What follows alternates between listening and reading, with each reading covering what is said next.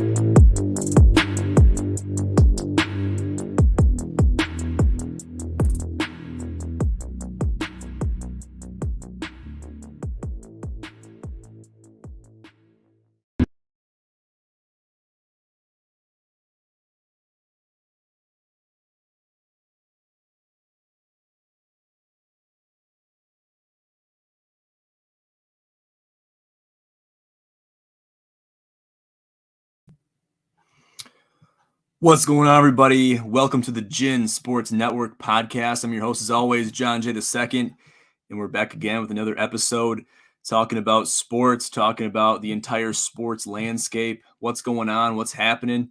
It's exciting. So thanks for joining us live. For those of you joining us live, if you don't catch us live, you can watch this video afterwards on Twitch, YouTube, or Facebook, and catch it wherever you catch your podcasts, wherever you listen to them. Audio-wise, Apple Podcasts, Spotify, or anywhere else on the internet. You can find this podcast pretty much everywhere. I actually did a little search, and I found that you can find this podcast almost anywhere on the internet with a quick Google search. So check it out, guys. If you haven't checked out the podcast, make sure to do that.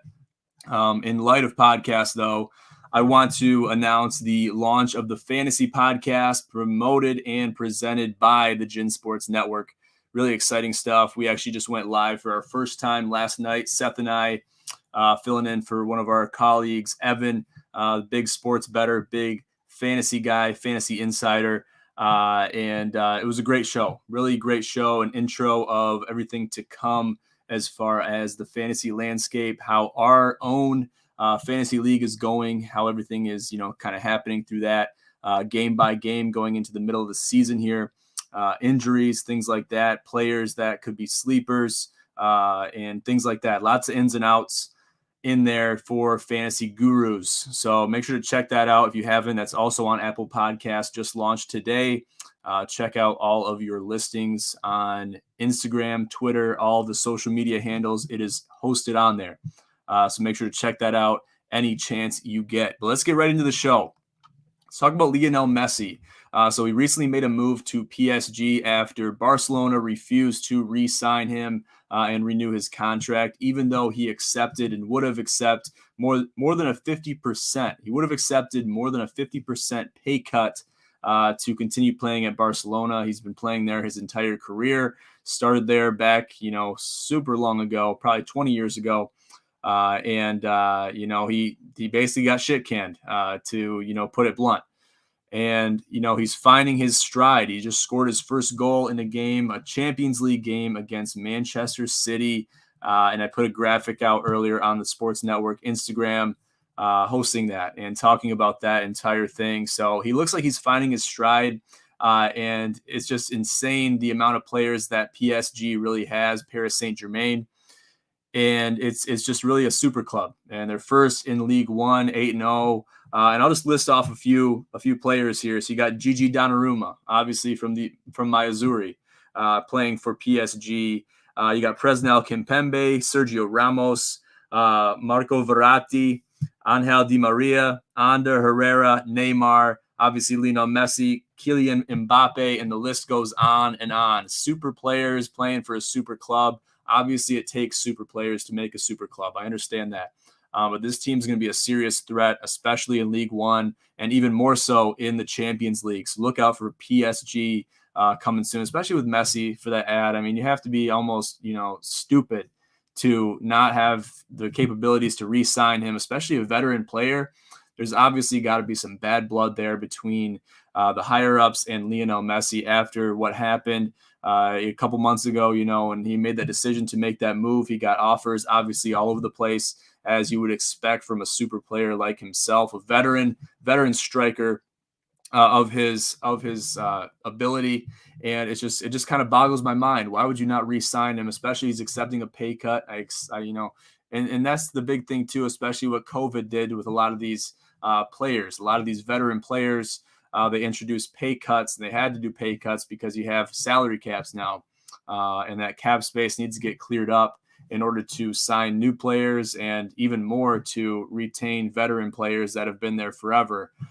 So it's kind of, you're pulled in so many directions, but for him to be able to bend and Barcelona, the club, not wanting to bend with him is unfortunate. And I'm glad to see him doing well. He scored his first goal yesterday for PSG against Man City. So props to Lionel Messi. He's got a lot of years ahead of him, very healthy guy. And he's more than proved himself in the world of soccer. So watch out for him, especially in the Champions League and furthermore in League One play.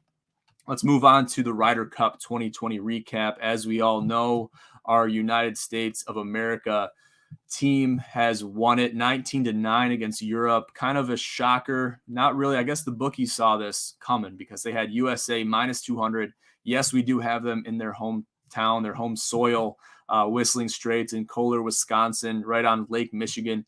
Beautiful course, beautiful scenery, beautiful aesthetic, everything that has to do with the course. And it really encompasses the game of golf. And it could not be a better venue for the Ryder Cup. It's really just a great venue, a magical place. Some would even compare it to the aura of Augusta.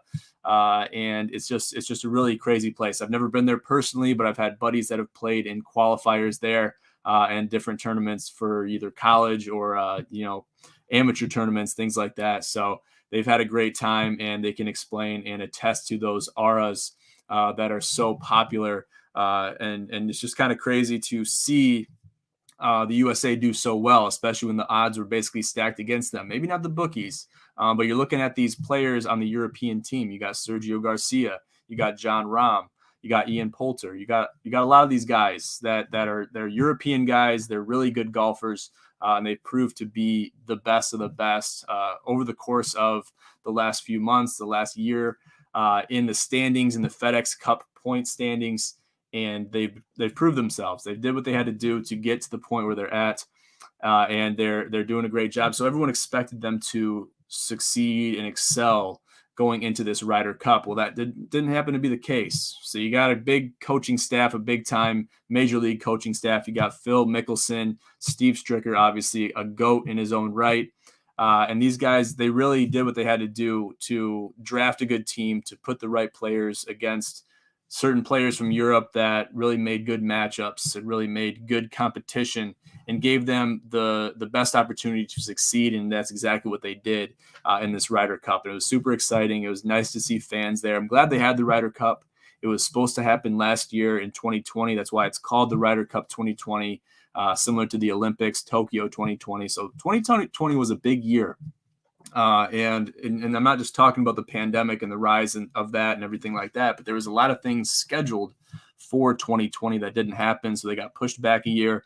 They retained the name just to kind of continue on with the sequence of things. Because I think the Ryder Cup, if I'm right, every 2 years, you obviously got the Olympics every 4 years. Every 2 years, you have the Winter Olympics, Summer Olympics, but we're not going to get too much in the weeds with the Olympics.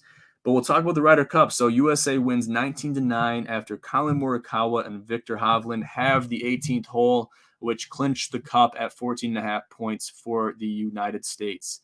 Really impressive stuff. Colin Morikawa in his first Ryder Cup was speechless. He was touching on his entire year, his wins, his feats that he's accomplished in the PGA Tour, what he's been able to accomplish in this short amount of time in the PGA Tour. And he's very impressed, as well as other people are very impressed with him and his performances throughout this past year, especially amidst the pandemic.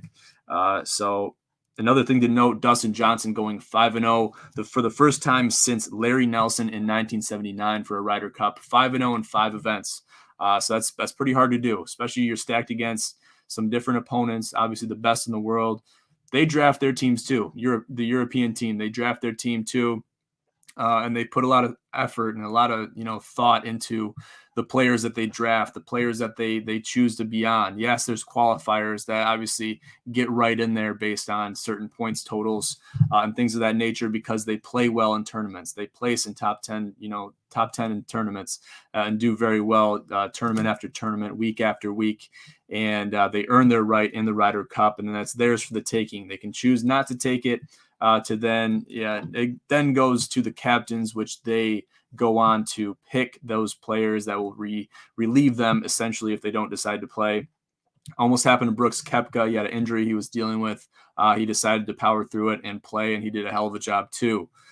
So big stuff there. Big props to the United States. And I want to say the odds were stacked against them. And when I say that, it's the sentiment of how good are these players when stacked against the best in the world? And they're all stacked against each other in the PGA Tour in the FedEx Cup rankings. Usually we're seeing them go head-to-head right after, right against each other, one-on-one. It's a free-for-all type sport, golf is. So if you don't know that, then figure it out, first of all. Figure it out. But golf is a 1v1, 1v-many sport. So you're playing against a lot of people most of the time. The Ryder Cup and the President's Cup are the exceptions to the rule. In that case, you're playing as a team. You're playing individually for the most part, unless you're doing the alternate shot. But in 4-ball, you're playing your own ball, and you have to play. It's pretty much 4-ball is regular golf. 4-ball is regular golf, but you're playing for a team. You're playing your individual ball, but you're playing for the team. So you have to get your point or half a point to continue on and get that point total that clinches you the Ryder Cup. Really impressive stuff from the United States here, and couldn't be happier for the boys. So let's move on here. Talking about Richard Sherman signs 1-year deal with the Tampa Bay Buccaneers. This was breaking news today. He was looking for somewhere that gave him the best deal, especially after that domestic violence issue that he dealt with. We did a gin and tonic on that, talked about that quite a bit on many of our podcasts, and basically went into detail of the nitty-gritty of what happened. And it's good to see that he's bouncing back. Yes, these things happen, and unfortunately, getting caught in the limelight, you can get caught with your pants down more times than not. And this is a little bit more than that. And sometimes the limelight, the glitz and the glam will get to you. And I don't really know why this happened so late in Richard Sherman's career. He's 33 years old, or 30s, and to see this happen is unprecedented. He's been in the NFL for a long time, played for the Seahawks, played for the 49ers, played for multiple teams, and then for him to go off the rails and do this is impressive, to say the least. And well, I guess you could say unimpressive, however you want to put it. But for him to find a deal with the Super Bowl winning Buccaneers is quite impressive, to say the least. Now, he has that 1 year period to prove himself, and then after that year, his contract will be up for renewal if they decide to offer that based on his performances. But he could obviously very well become a free agent following this 1 year contract deal. So we gotta be focused on that. Richard Sherman is in his redemption stages. He has to prove himself. He has to prove, okay, I'm not a complete degenerate piece of shit, piece of garbage. I gotta make something of myself. I gotta come back and basically prevent and preserve the quality of my name, because it's already tarnished. It's already tarnished with this domestic violence thing. So you got to be able to come back and recover. And, you got to act like it never happened. You have to act like it never happened. People will never forget that it happened. Just like the DUI that Tiger Woods got. No one will ever forget about that. All his affairs. No one will forget about that, but you can bounce back and redeem yourself. There's always a chance for a second chance out there. So you got to give yourself that chance and make it a possibility, and make it apparent that you want to get better and recover and become, someone that's completely grown up and developed compared to that old person that committed those offenses, whatever they were. And this happens a lot of times with professional athletes, celebrities, and it's just kind of commonplace nowadays. It gets to you. So that is what it is. Let's talk about Christian McCaffrey. So Christian McCaffrey injured his hamstring this past week against the Houston Texans, pretty early into the first quarter, actually. And they were talking about him. I want to say that the commentators somewhat jinxed him by saying, you know what? You're looking at Christian McCaffrey. He's looking very healthy. He's looking very athletic. His legs are like tree trunks. This guy's, he just probably can't get injured this year. He's coming off an injury. I think he's really prepared to put his best foot forward and not get injured. No more than 2 to 3 plays after that. I think it was the same series. He got injured and pulled his hammy. So for all my fantasy gurus out there, don't fret too bad. I wouldn't let go of Christian McCaffrey yet. I would hold on to him for a couple more weeks. Put in one of your reserve guys. That's why you have a bench. You have a bench for that reason. Put those players in that need to play, that are not on bye, and give those guys an opportunity to succeed. So if you happen to have Chuba Hubbard, the Oklahoma State running back, 4th round draft pick, he is going to be your saving grace. And the Carolina Panthers drafted him as insurance or for insurance for this possibility that Christian McCaffrey would get re-injured, and it happened to be the case. So they're going to be bringing Chuba Hubbard to the front lines. He will be playing in the backfield for the Panthers, at least for the next few weeks, and this will be a proving grounds point in the season for him to utilize and do whatever he wants with.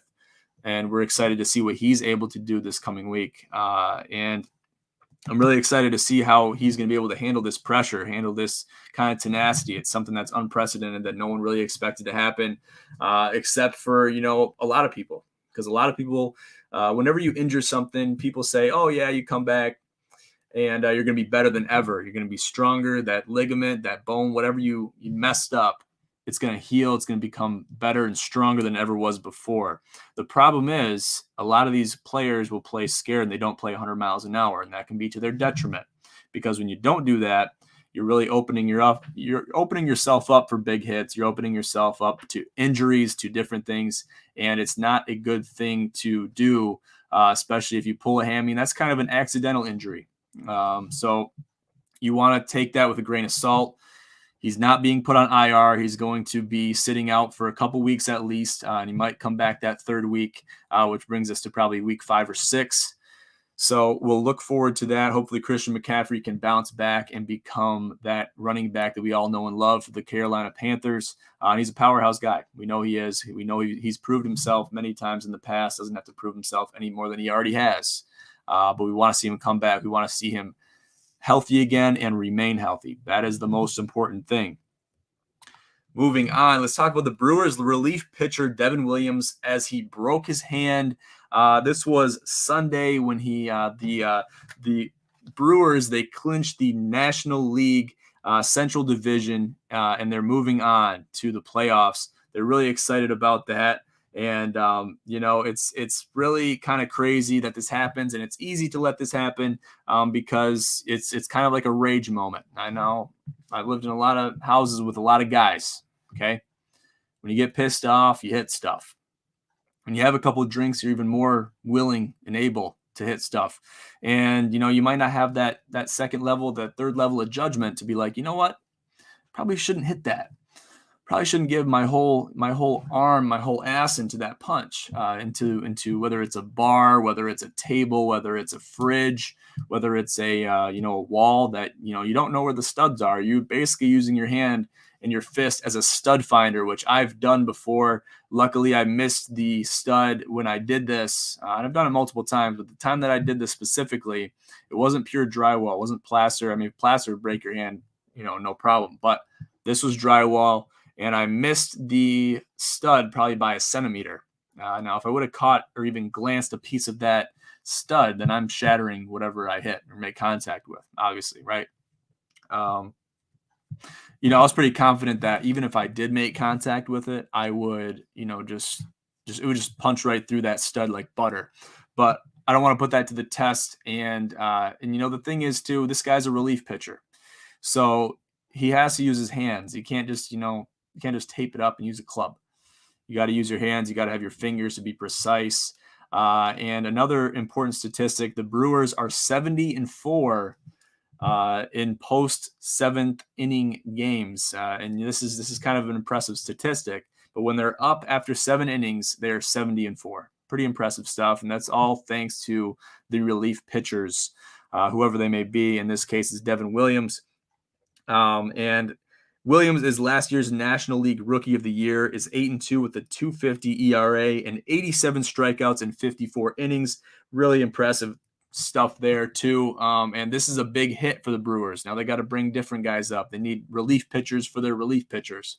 And that makes a big headache for, managers and other coaches to basically fill those gaps when they didn't need to be. Stupid injuries, play stupid games, win stupid prizes. And that's exactly what Devin Williams did here. And he won a very stupid prize, not being able to play probably for the remainder of the season. And you're going into October. Who's going to own October? Whoever owns and controls October in the MLB is, going to have a good chance at winning or at least making it to the World Series. So things to consider there. He is still a young guy, so he probably won't make that mistake going forward. And we're hoping he won't, at least. So now I want to talk about the college football AP polls. I'm going to share my screen with you guys, and we're going to talk about and dive into the AP polls, how they're made, how they're constructed, and it's just kind of an interesting dynamic. So I hope you can see my screen. It might be a little bit pixelated. I'll try to zoom in for you for all my live viewers and people that will view this later. So kind of important aspects. We'll dive into the actual rankings right now, and we'll talk about how the AP poll rankings are considered after that, which is kind of interesting. I didn't know this until today. So you got Alabama, obviously. You got Georgia and JT Daniels at number 2. You got Oregon, Penn State at 4, Iowa number 5. That's nice to see 2 Big Ten teams right there at 4 and 5. Number 6, you got Oklahoma. 7, you got Cincy. 8, Arkansas. 9, Notre Dame. 10, Florida. 11, Ohio State. 12, Ole Miss. 13, BYU. 14, Michigan. 15, the Aggies of Texas A&M. 16, Coastal Carolina. Wow, that's crazy. 17, Sparty. 18, Fresno State. 19, OK State. 20, UCLA. 21, Baylor. 22, Auburn. 23, NC State. Wow. 24, Wake Forest, and 25, Clemson. After getting knocked off by NC State, Clemson is very lucky to remain in the top 25 in the AP polls.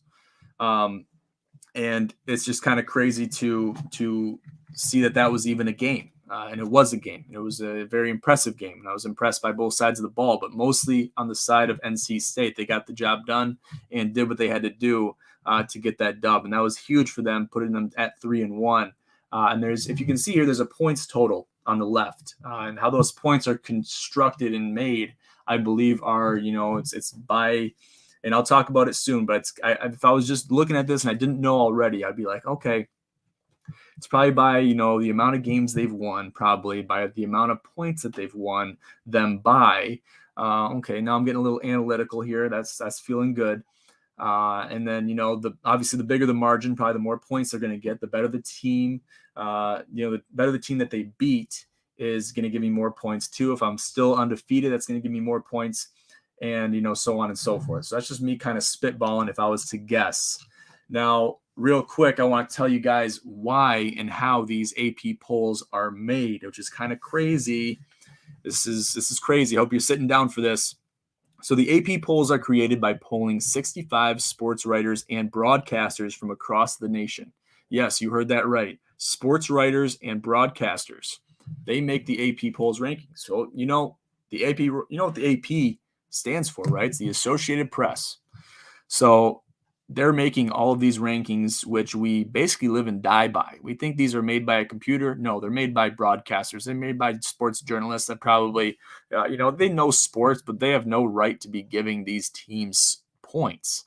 That's why we see Alabama in the top 2 every single year, top 1. You never see them without a 1 next to them. You see Georgia up there all the time. Obviously, they're winning games. They have to.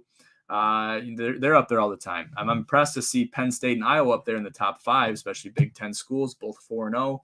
Not surprised by it. They're doing great. They're steamrolling teams, doing what they have to do, winning by significant margins, winning against major league teams. Penn State beat Auburn. That's a huge game to win. In a whiteout, we watched that game. We covered it. There was heartbreak and turmoil in that game. Betting-wise, we'll get into some of the betting aspects of every football game going forward in the football season a little bit later. But, kind of crazy that that's the case, that's why and how these rankings are made by sports writers and broadcasters.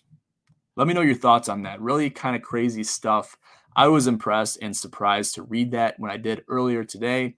But I guess when you think about it, you're probably not going to have an algorithm find something to make these types of analyses and make these types of ranks actual perspective and actual projections of where these numbers should be. So I guess it's not too surprising when you sit back and think about it.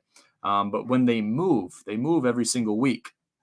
So there's got to be some type of math program or some type of equation at work there to make that happen and make that work. So we'll see about that. We'll talk about that soon. I'm really impressed with the entire, just figuring out why the AP polls are what they are and figuring out what they do. And it's just kind of crazy to kind of analyze that and think about it, especially when you just watch teams week after week and you just see that little number behind them or next to them when they're playing your favorite team or when it's your team playing another team. So there's a lot that goes into it. And I'm looking forward to diving deeper and seeing what really makes those determinations for these sports writers and sports broadcasters. So interesting stuff, to say the least. You learn something every day, or you at least should try to learn something every day. I tell everybody that it's important to increase your brain activity and really try to learn something new every single day. It'll make you a smarter person, everybody.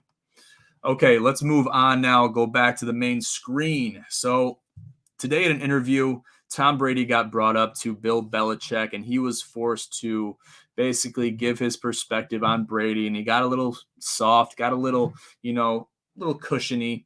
And I guess I didn't really see this. This was more or less unprecedented for Bill Belichick, at least the Belichick that I knew. And obviously the Belichick that was alive and well. Belichick's alive and well. He's still with us, guys. But the Belichick that was alive and well and rambunctious in the Brady era is a different Bill Belichick than we have right now. So kind of impressive. I think that there was some rift, some type of disagreement, which caused Tom Brady to leave the Patriots in such disgust and angst and things like that. But to see this happen and to see this statement, it was impressive. It was a big integrity move. So Tom Brady got brought up. He said, is anyone going to make it to 50 as far as playing in the NFL? Is this a possibility? And then Belichick said, if anyone can play to 50, it's Tom Brady. Tom Brady's the guy that can do it. He takes care of himself. If he eats right, if he, does his workouts, stays strong, he can play till 50. He's already playing till 43. So he's doing his job, and he's just 7 years away from doing it. And just knowing Tom Brady as an athlete, knowing him and watching him for so many years, since my childhood, I've grown up watching Tom Brady. It's really apparent that he really cares about this game, and he lives and dies by the competition aspect of it. And it's really cool to see. It's really inspiring, especially for, people getting older and they want to still compete. To watch Tom Brady do what he does on a professional scale is really something to be renowned. And it's something that's very impressive and that we probably will never see again. Maybe we will as, genetics and things improve and things of that nature kind of advance themselves into the future society. But to see this now and to see him come up right around 2000 is really kind of impressive. Kind of impressive, got to say the least.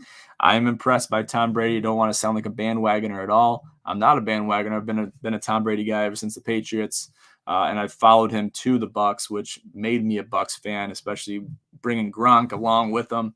And I think I like the Gronk Brady combo more than I just like Tom Brady. I like the combo. I like the bromance. It's really kind of cool to watch and to see them portray that friendship on the field and do what they have to do on the field to really propel themselves to victory, especially in the postseason, is something to be admired, to say the least.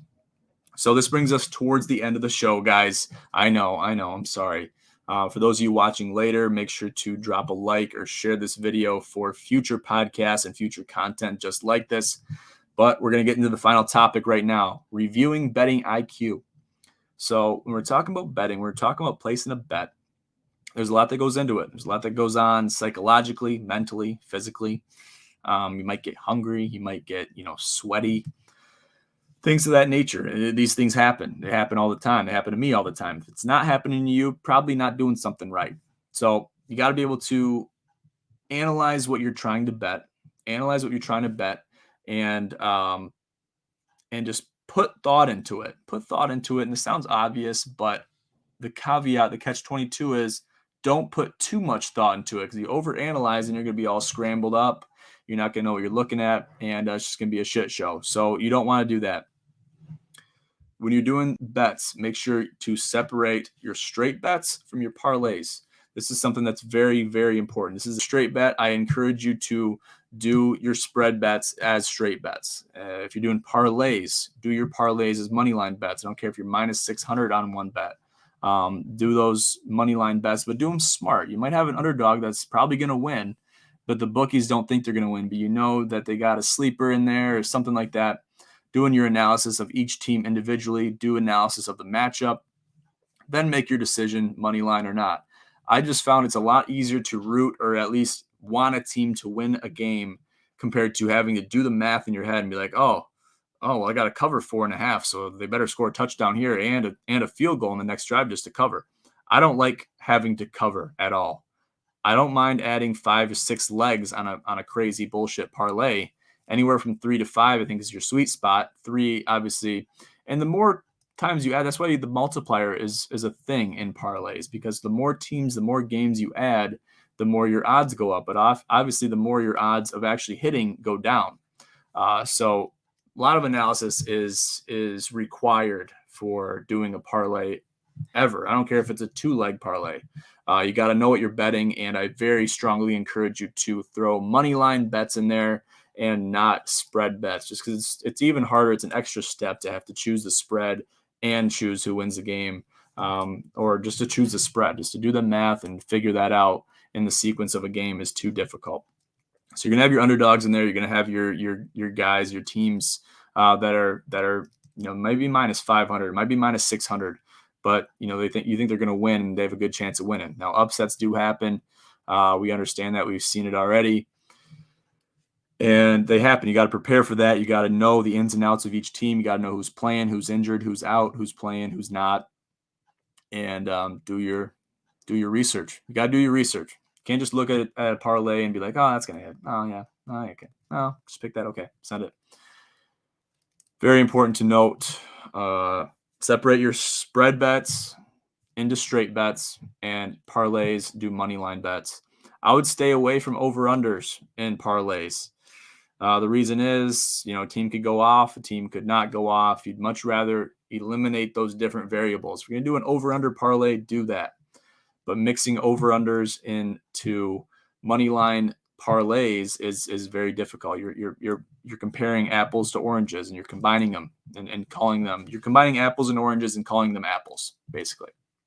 Don't want to do that. Incorrect identification. Don't want to do it. So focus on that. That's just a little tidbit of what I want to talk about as far as betting IQ goes. I've talked about it before in the past. I'll get into it more soon. But I kind of just want to give that little tidbit out there just because, we're getting to the thick of the season here. We're starting to see what these teams are made of.